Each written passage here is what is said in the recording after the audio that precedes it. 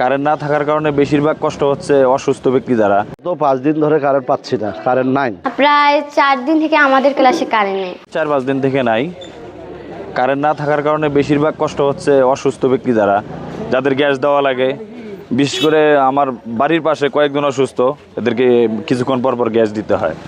এই গ্যাস দেওয়ার কারণে এদেরকে সেই পাশের গ্রামে কারেন্ট আছে, আমাদের পাশের গ্রামেই, এখানে নিয়ে যাওয়া হয়েছে। তো এখানে যাওয়ার পরেও দেখা যায় এক বাড়িতে গেছি, যাওয়ার পর দেখি 5 জন রুগী। এই 5 জন রুগীর কারণে বাকি আরও মানুষ অসুস্থ হয়ে যাচ্ছে। তো 5 দিন ধরে কারেন্ট পাচ্ছি না, কারেন্ট নাই। এরা বলতেছে বড় ট্রান্সমিটার নষ্ট হয়েছে, এটা আনতে মনে করেন গতকালকে আনছিল, এখন পর্যন্ত সেটিং করতে পারতেছে না। এখনও সেটিংয়ে যেখানে আমরা আসি দেখলাম আরও হয়তো 1-2 দিন লাগতে পারে।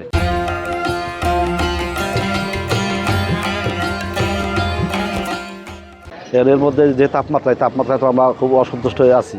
আমাদের ছোটো বাচ্চারা ইয়ে পারতেছে না, বাতাস খাইতে পারতেছে না। আমরা বাড়িতে কারেন্ট, সোলার, এগুলো অন্য চার্জার বাইরে থেকে আমরা চার্জ দিয়ে নিয়ে আসি, সাময়িকভাবে বাঁচিয়েছি। কারেন্ট আমাদের কয়েকটা ইয়ে নেই, অর্থাৎ একটা থানার মধ্যে 4-5টা ইউনিয়নই নেই। এই সংযোগ 4-5টা ইউনিয়নের সংযোগ এখান থেকেই হয়। প্রায় 4 দিন থেকে আমাদের ক্লাসে কারেন্ট নেই।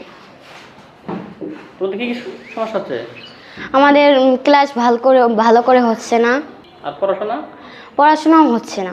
এই কারণের কারণে আমরা পড়ালেখা ভালোভাবে করতে পারছি না, স্কুলে থাকতে পারতেছি না। আমাদের বড় ভাই বোনরা এরা ভালোভাবে পরীক্ষার জন্য প্রস্তুতি নিতে পারতেছে না। ফ্রিজে যে মাংসগুলো আছে, অনেক তরকারি আছে, এগুলো পচে যাইতেছে, মানে ফ্রিজে পানি জমে গেছে এক কথায়। যে ইঞ্জিনিয়ার সাইড আছেন, ওনারা সেকশন আছেন, ওনারা দেখে আপাতত ধারণা করছেন যে এটা বজ্রপাতের কারণে এটা ফল্ট করছে এবং এটা হচ্ছে আর এখানে ব্যবহারযোগ্য না, এটা রিপেয়ার করতে হবে।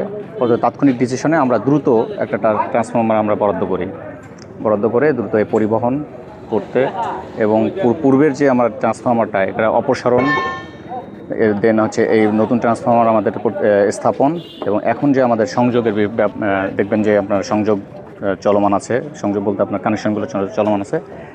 আমাদের এখানে কোনো কালক্ষেপণ হয়নি। আমরা যথাসাধ্য চেষ্টা করতেছি। জনগণকে ধন্যবাদ এই ধৈর্য ধারণ করার জন্য। আমরা আরও ধৈর্য ধারণ করার জন্য মানে যতটুকু সময় লাগবে আমরা নিব, আপনারা একটু ধৈর্য ধরবেন। আমরা আশা করছি আমরা খুব শীঘ্রই আমরা বিদ্যুৎ আমরা পৌঁছাতে পারবো। এই বিষয়টা আমি ইলেকট্রনিক মিডিয়ার মাধ্যমে বা ফেসবুকের মাধ্যমে জানতে পেরেছি,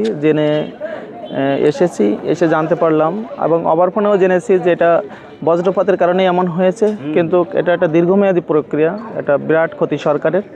তো এটা এনে এবং সঠিকভাবে এবং নিখুঁতভাবে ঝুঁকিমুক্তভাবে প্রতিষ্ঠা করাটাও আমাদের জন্য চ্যালেঞ্জ।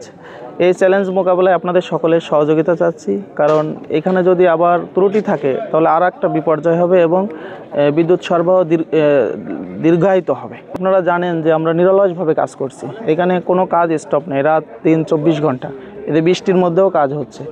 সুতরাং আমাদের কোনো গাফিলতি নাই। প্রাকৃতিক কারণে এবং স্বাভাবিক প্রক্রিয়ায় আমরা যত দ্রুত সম্ভব এটা চালু করব এই আশাবাদ ব্যক্ত করছি। এই চালুর আগ পর্যন্ত আপনাদেরকে অপেক্ষা করার জন্য অনুরোধ করছি।